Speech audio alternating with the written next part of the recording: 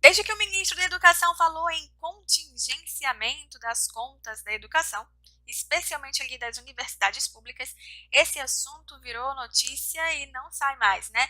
E muita gente falando, não é corte, é contingenciamento, não é contingenciamento, é corte, é tudo a mesma coisa, não é a mesma coisa. E aí, o que que é? A diferença entre contingenciamento e corte? Sim e não. Mas como é que pode ter e não ter, né? Vou explicar. Tem, teoricamente, uma diferença. Por quê? Enquanto o contingenciamento é um bloqueio dos recursos temporário, né, tem caráter temporário que depois ele pode ou não ser liberado, o corte é um corte mesmo, é tipo, você não vai mais contar com aquele dinheiro. Já na prática, o que que faz o contingenciamento ser liberado?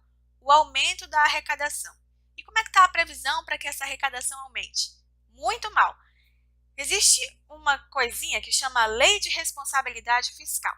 Ano passado ela foi votada e o déficit ficou em 139 bilhões. Ou seja, o Congresso lá votou, né, Câmara e Senado, chegou à conclusão de que o Brasil pode ter um déficit de 139 bilhões.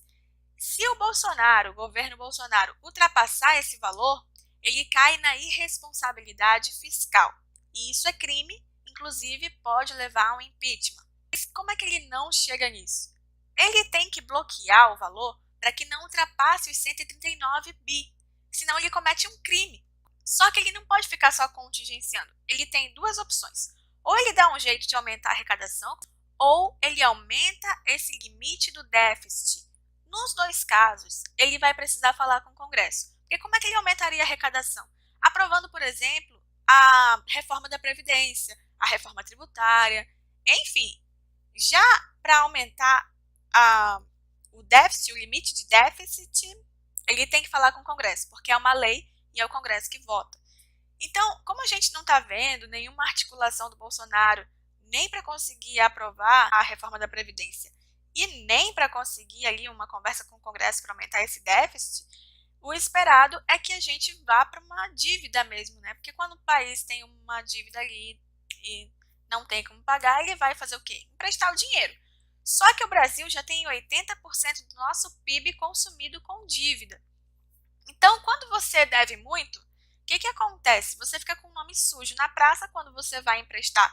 Ou você não consegue emprestar, ou é emprestado para você com juros muito altos. E é isso que vai acontecer com o Brasil. Dessa forma, o dinheiro contingenciado não só vai continuar contingenciado, como mais dinheiro deve ser contingenciado. Portanto, contingenciamento e corte na prática, nesse caso, significam exatamente a mesma coisa.